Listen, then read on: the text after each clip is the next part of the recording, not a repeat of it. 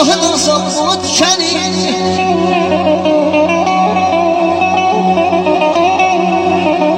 Ne çok duyum dünyada nifret denizi, ben böyle dünyada nece yaşayım.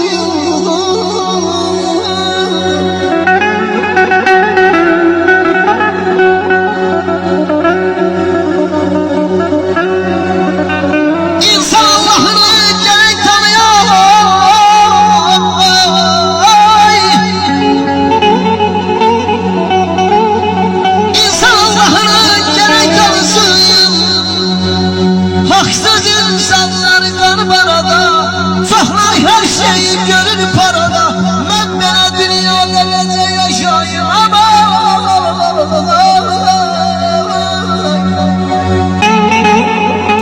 Sağ ol Ahmet, eşk olsun. Baharı sevdiğini bu kış şehrindedir.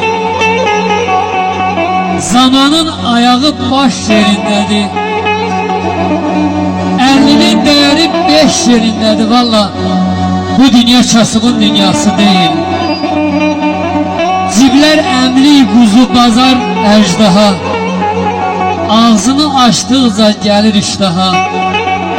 Yaşamağı baha, ölmeyi baha.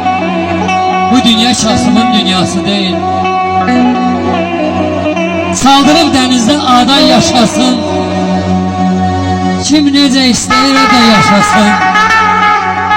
Quruda yaşasın, suda yaşasın. Kimin dünyasını valla o da yaşasın. Bu dünya Kasım'ın dünyası değil. Bu dünya Kasım'ın dünyası değil. Olsun.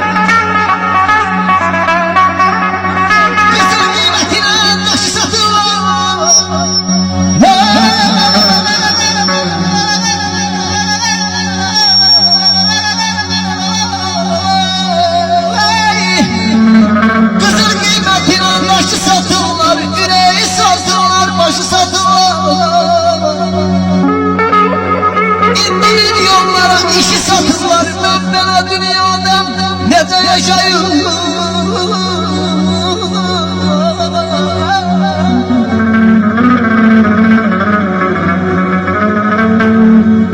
Atın qabağına koyurlar əti,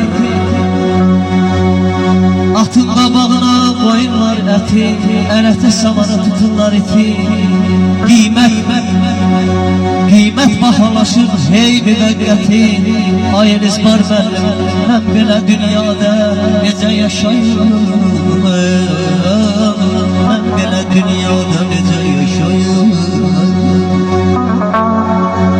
Ahmet Məhmud Vətənoğlu yazır ki, müqəddəs yaranıb yaranışından, nə böhtandır dünya, nə şərdir dünya.